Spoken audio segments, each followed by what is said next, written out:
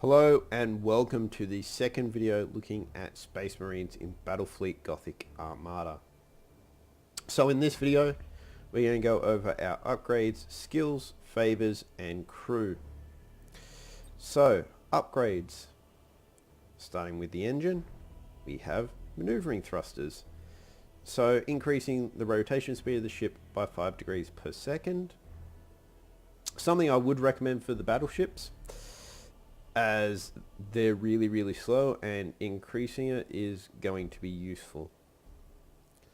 For the other ships, not necessarily needed quite so much, but again, for those of you playing against maybe regular human opponents, people who you know are bringing the same fleets all the time, like Eldar or something like that, where you feel you need that extra rotational speed, feel free. Efficient plasma thrusters, combustion gauge is improved by 25%. Can be useful for Space Marines, as trying to get in there and stay closer to get more assault actions off through boarding action as opposed to lightning strikes can be useful. So being able to run all ahead full for longer, or able to turn to make sure you can get that broadside facing them can be useful. But I find I don't have too much issue with that anyhow, but it's always something to consider. Missions Dissipator, so essentially you can use those special maneuvers and not reveal your ship. Can be useful, obviously something for against humans, as I've previously mentioned, the AI always knows where you are with Battlefleet Gothic Armada. The offset to that particular cheat for the AI is that it won't avoid things like minefields. So the thing with this is, though, for Space Marines in particular, it's really only useful at the beginning of a battle. It's not something you're really going to find yourself using once you get in there, as, like I said, you're probably going to want to play very up close with Space Marines because you want to get those assault actions off. Even if you are using Lightning Strike, and we'll get to the upgrades for that soon that make it better and potentially more useful, or just as useful as the boarding actions. But that involves you getting close, so yeah, you're pretty much always going to be inside the detection range, even with Lightning Strike for that matter. But that you're far enough out with that one that there are things you can do. Auxiliary power relays, essentially you won't slow down as much when someone gets a critical hit on your engines. Yeah, look, I always look at this and go, it doesn't seem bad, but in the end you're still going to be going slow.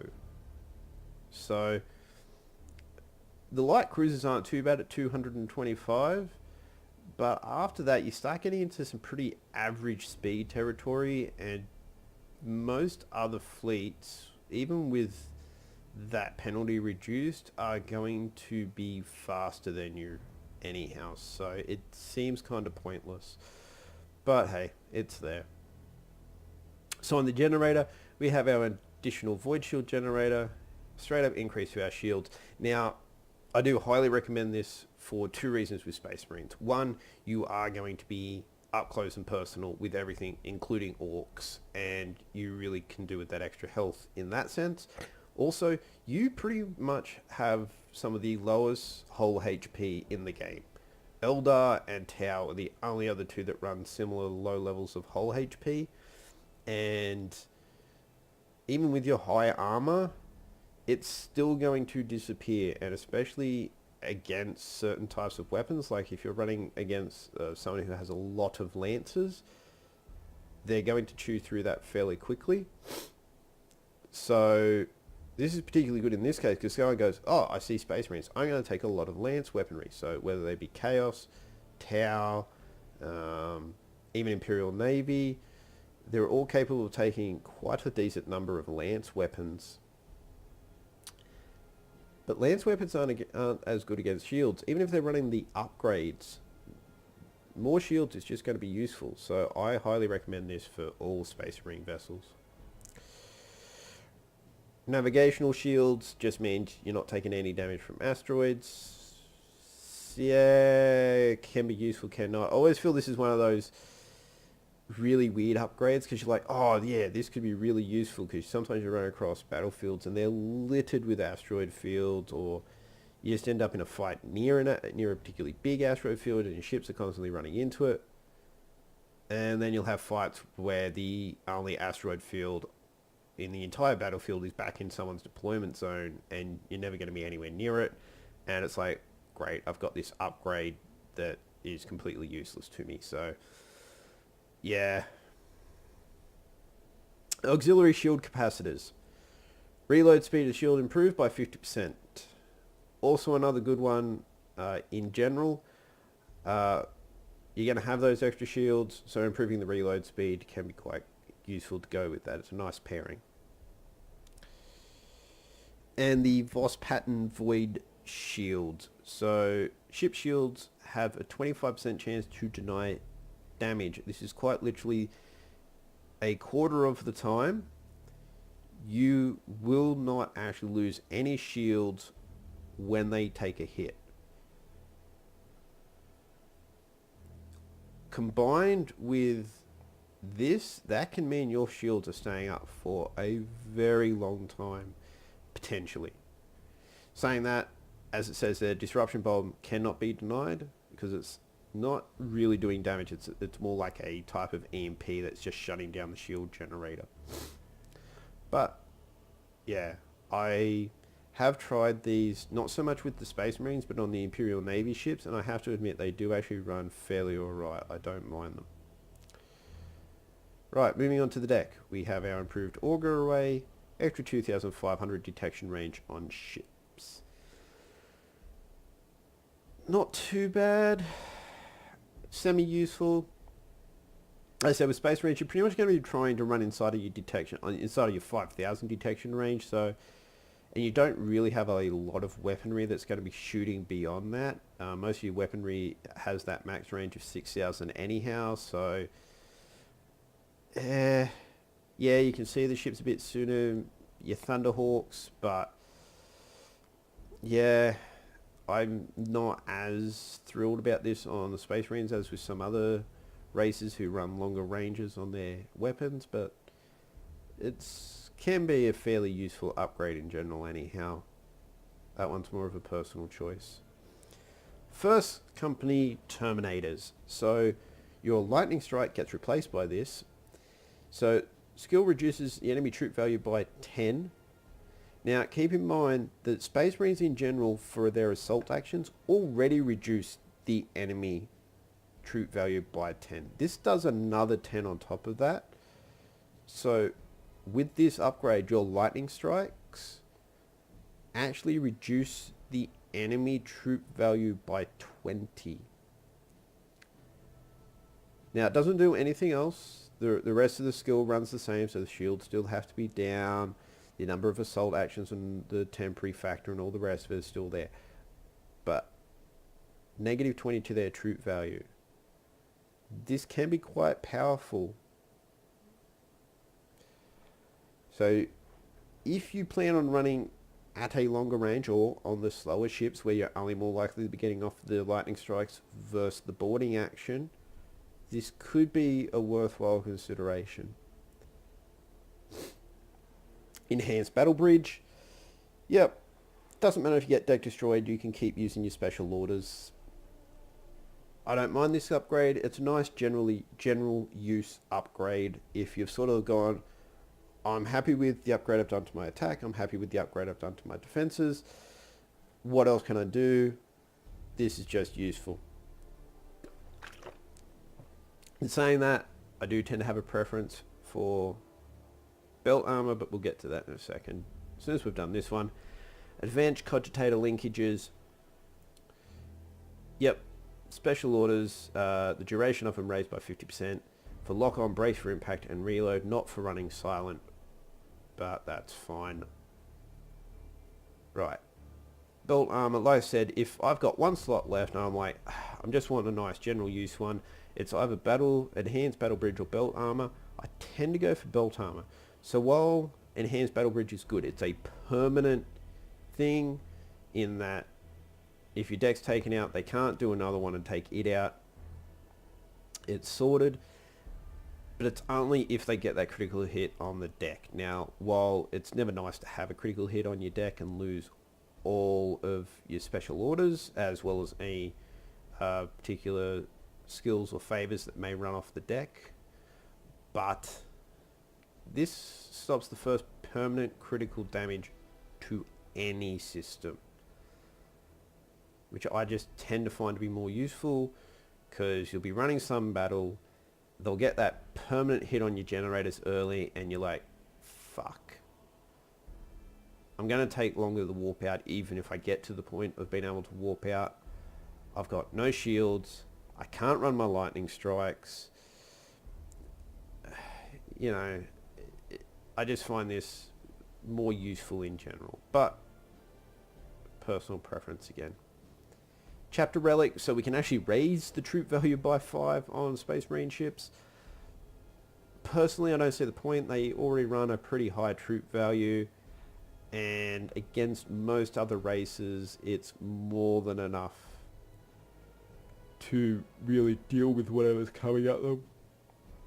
Shy of a few upgrades that can actually get other races' troop values up to about the same as Space Marines, and obviously against other Space Marines. But yeah, I just feel there's better places to spend your upgrade points.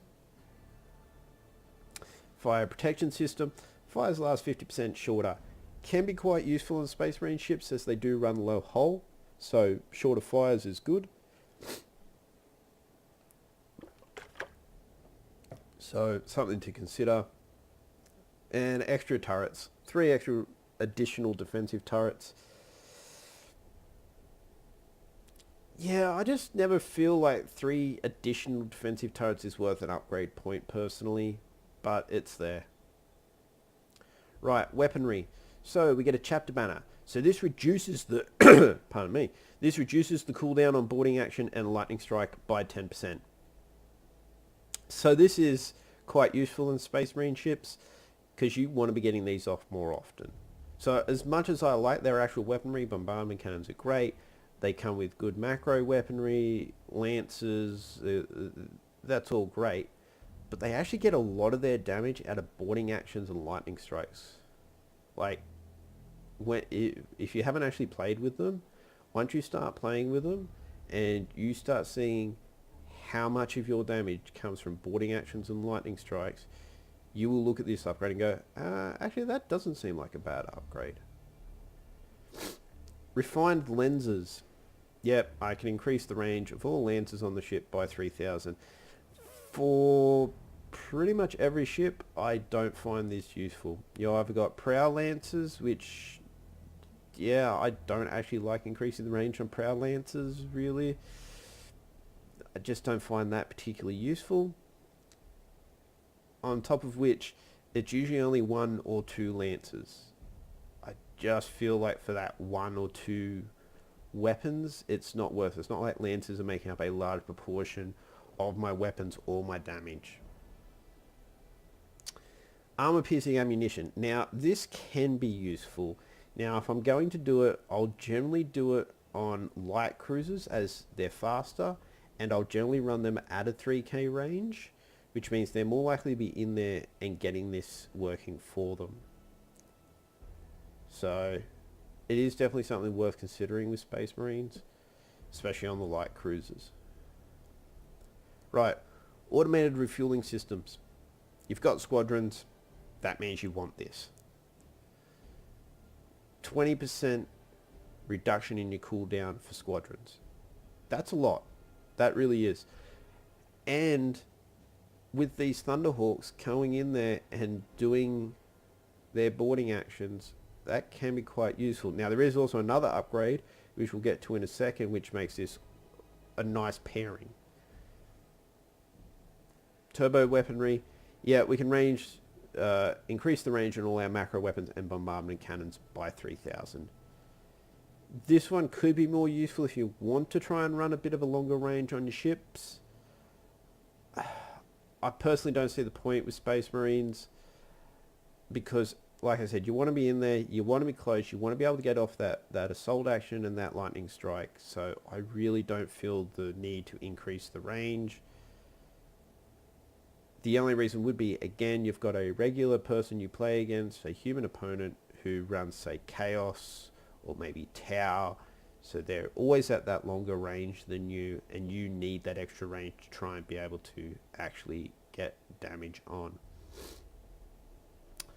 Targeting matrix, I actually have this. Oh, because we're looking at the battleship. Yeah, so for the battleship, this is useful because I tend to run the Mark II, which has the long-range weaponry, right? It's got the plasma macro and the lance turrets. Not that it's really useful for the lance turrets, but it's got the plasma macros. This is just useful on the battleship, really. Every other ship, you're going to be running closer. And if you're running the Mark I battle barge, you're probably going to be running, or at least trying to run closer with that as well. So again, may not be that useful.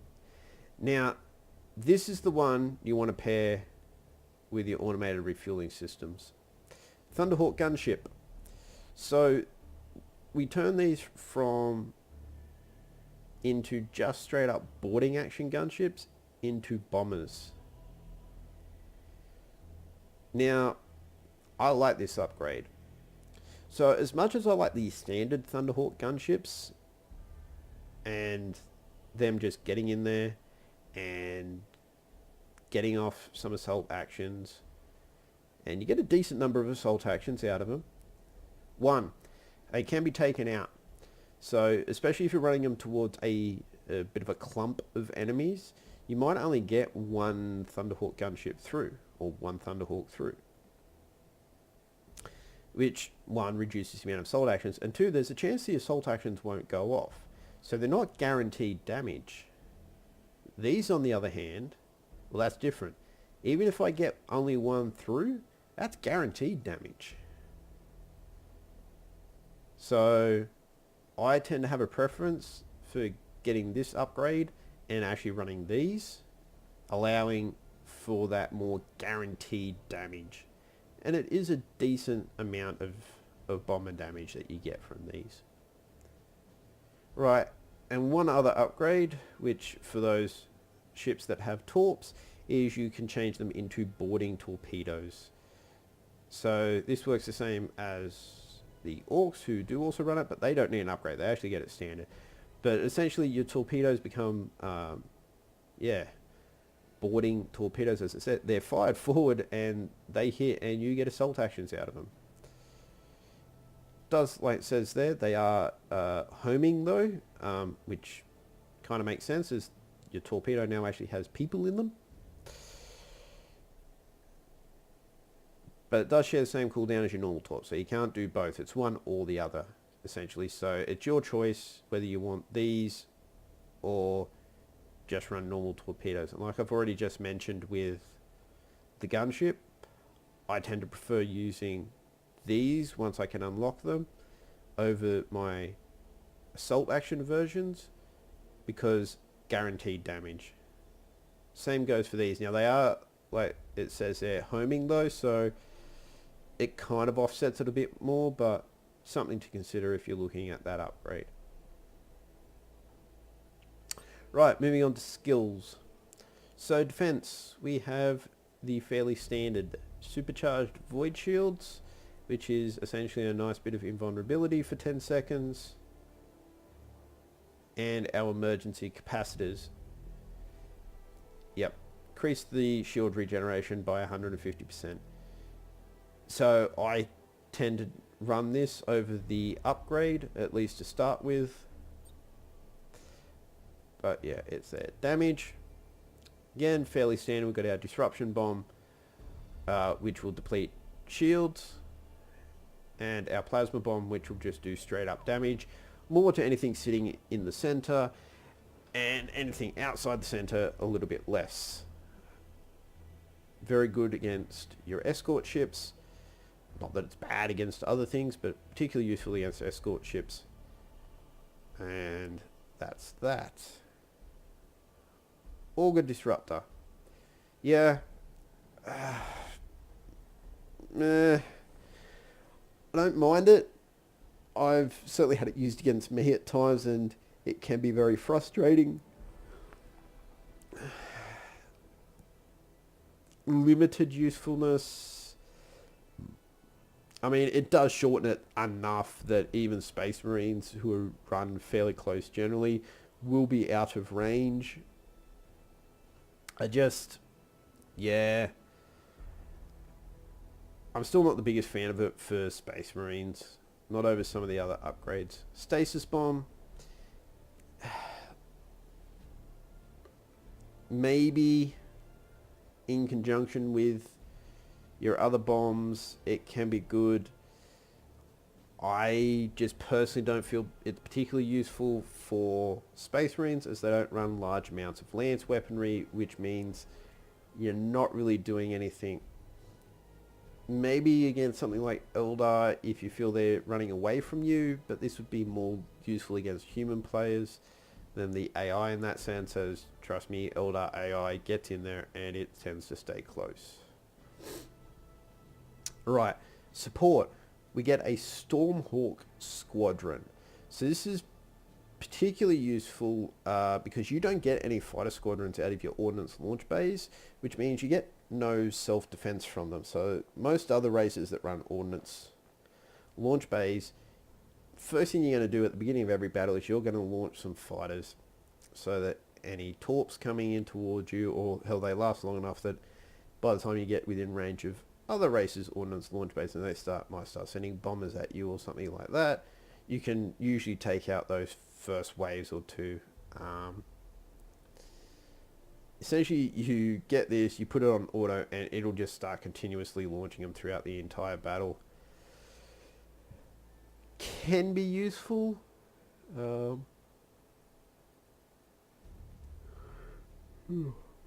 So you might consider it, but overall, yeah, there can be better things depending on the class of ship you're looking at. Right, Void Shield transfer. Always try to have this somewhere in my fleet. For those of you who look over to the left quickly, you'll notice I tend to run it on my cruisers because these are what are generally running as my in-between. So the battleship will be sitting out at 12.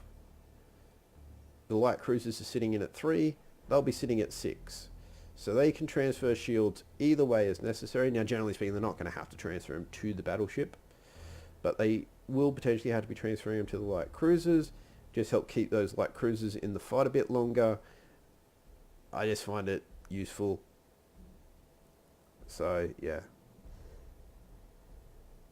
Right, recon beacon.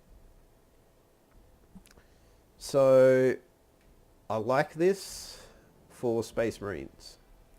I like this for Space Marines because as a Space Marine, I really don't want enemy shields up, so I can be getting off my lightning strikes more often, especially with my cruisers. So if I try and run everything at 3, I found I had the problem of my own ships running into each other essentially. Now they would all, obviously the AI on the ships stops before they actually do run into each other unless you're running all ahead full or something like that. But this just slows down the ships and their maneuvering. I don't like it. So hence the reason why I tend to only run my light cruisers in close and my cruisers out at 6. That means with the cruisers in particular, I tend to be running my lightning strikes more often. So I'm likely to get this on a ship and keep it on. Now the reasons that I will run some of these in my fleets is quite literally it's for against chaos. Chaos can outrun me and they will often run range. So the idea is that once I get in close and can remove the shields, I chuck one of these on there and that's it. They can't hide from me. I should be able to track them down during the 3 minutes that this is active and kill them. Right. Auger probe, especially on your battleships, or especially if you're running the Mark IIs like me, because they sit at range, you're never, even with the range increase on your detection through the upgrades, you're never going to actually be within that range unless the enemy's running into your range, so you want that auger probe. this is the other thing you want on your battleships, and trust me, I love it when I can surprise enemies with this one. The micro warp jump. This is just supremely useful with this ship. So for most of the fight, yes, you will sit out at that 12 and you will shoot at them. Now, the thing with this is, do actually get your range increase, because you can only teleport within your detection range. So it does increase the range you teleport once you get that upgrade on there. So, I'm sitting out at 12 for most of the battle. I'm popping off my shots with my lancers and my plasma macros, which is nice. And I'm doing a decent whack of damage that way. Later in the battle, I might have lost some or all of my other ships, depending on how things are going. And I can get in there and go, okay, they've only got their large ship left. It's usually the same speed as me, so it's not going to actually be outrunning me. I now land on top of it, or very close to. So all of a sudden my accuracy is better. I'm now going to be hitting more often with my plasmas, which is good. And hopefully I'm now within assault action, or at least lightning strike range, and that's just going to be very good for me. Another one to consider is the enhanced induction cells. But I tended to find, even using up my maneuvers, it really wasn't overly worth it for this ship. It moves so slow to begin with, and you're more or less sitting at range anyhow, but you don't mind if other ships get close to you. Hence the reason why I ran with these instead, because I tend to find that this ship could get isolated very quickly, very easily by faster ships on the other team, and it needed itself a little bit of, needed to more or less be self-sufficient. But anyhow. Alright, Favours.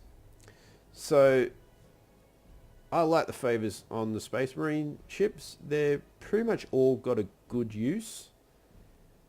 And it's nice how they're all the different sort of leaders, essentially, of the Space Marine chapter. So you have Master of Sanctity, your Chief Librarian, your Master of the Forge, and your Chapter Master. So, what do they provide, though? Well, the Master of Sanctity, Word of the Emperor.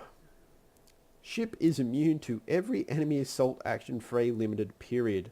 30 seconds of you can't perform an assault action against me. Doesn't matter what type it is. No lightning strikes, no boarding actions, no ordnance launch bay assault actions. Nah, it's quite handy, but very, very, very tricky to use. And this is the other thing about Space Marine ones. You can only have one of these in your fleet. So I can only have one Master of Sanctity, one Chief Librarian, one Master of the Forge, and one Chapter Master in the fleet. So that is something to think about when you're choosing what you're going to do with these. And it's the only reason why I'm not the biggest fan of Master of Sanctity, because it's only one of my ships that's protecting. And then the actual Master of Sanctity, so this actually unlocks a crew member, and it will raise the duration of the Word of the Emperor skill by 5 seconds per level. Normal crew, that's 3 levels, so you can get an extra 15 seconds, so 45 seconds overall. So that can be a long time people can't perform boarding actions against you. Right. Your Chief Librarian. Fear the Darkness. Triggers a mutiny test on the targeted enemy ship within 6,000. Then each crew point spent in the Chief Librarian crew member reduces the enemy's chance to succeed the test by 10 points. Now, here's the thing. So it triggers a mutiny test. Nice. That's just useful in general. They mutiny, they could run. Now, yes, you get more points for them blowing up, but especially since the last patch where the AI is now more likely to execute to stop a mutiny, you could trigger this. A successful mutiny, even if they perform the execute and don't run, still puts a permanent debuff on the ship. So this can be very useful. Alright. And it unlocks the crew member, which, yeah, and you'll see that that's pretty much the same across the board. You get a skill and a new crew member. Right, Master of the Forge. Yep, we get an additional upgrade slot. And we get the crew member, which gives us another upgrade slot per level. That actually means if you put all 3 points into the Master of the Forge, on top of the base one you just get for having this particular crew member, you can have 4 extra upgrade slots. That is ridiculous. It is a very powerful upgrade, or very powerful favor. But again, you can only have one of these in your fleet. That is why these tend to be as powerful as they are. You can only get one in the fleet. Right, the Chapter Master. So technically it's 2. You choose, and you can change during the battle as to which one of these is active, but there is a cooldown with that. So we get Finest Warrior and Commander. So if it's Finest Warrior, raises the troop value of the ship and reduces enemy troop value against its assault actions. Well, yeah, seems pretty good. Commander stance improves the effects of lock-on, reload, and brace for impact for your entire fleet. Now, admittedly, it doesn't give an exact number as to how well it increases the effects, but that's your entire fleet. Has better lock-on, better reload, and better brace for impact. This is where we start getting into numbers. So, while on lock-on gives plus 2.5 points in accuracy and plus 12.5 point critical chance per level, brace for impact, negative 2.5 to the enemy accuracy and plus 2 points to your armor. Remembering that these are Space Marines, they already start with 75, which is the highest you can have. Base, anyhow. Reload, 2.5 points to the combustion gauge refill. Negative 2.5s on all your skill cooldowns. And there's your Finest Warrior. So that's your per level. Now, it doesn't give the base, but you would think the base would have to be those numbers or potentially a little bit higher. Given the way these things work, I'd go with a little bit higher. So you're probably looking at, say, 5, what would that be, 25 for those sorts of things. And for your other ones, you're probably looking at 6 or somewhere thereabouts. So yeah, as you can see, these Space Marine favors are quite powerful.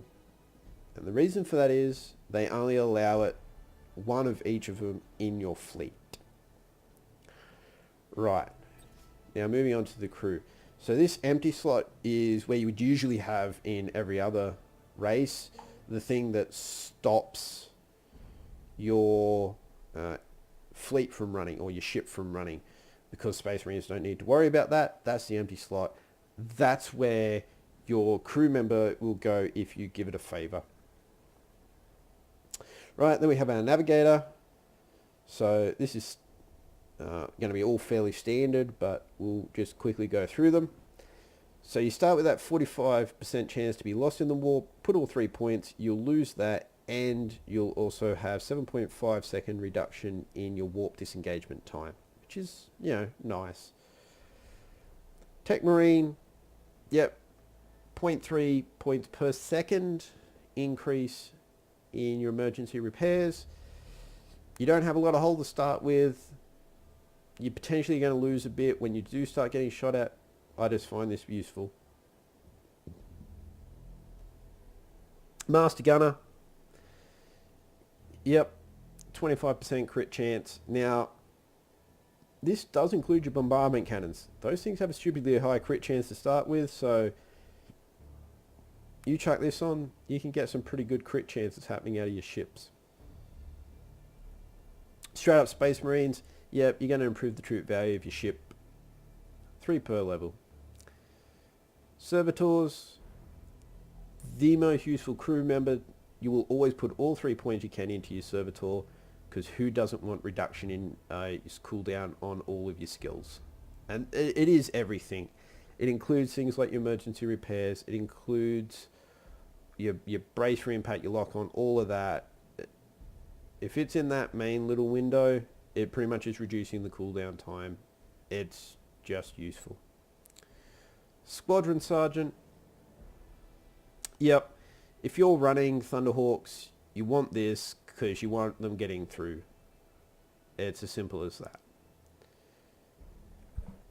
So that's it. That's all the upgrade skills, favors, and crew available to the Space Marines. I hope you found this informative, and join us for the next video where we will go over the basic strategy and tactics of a Space Marine fleet.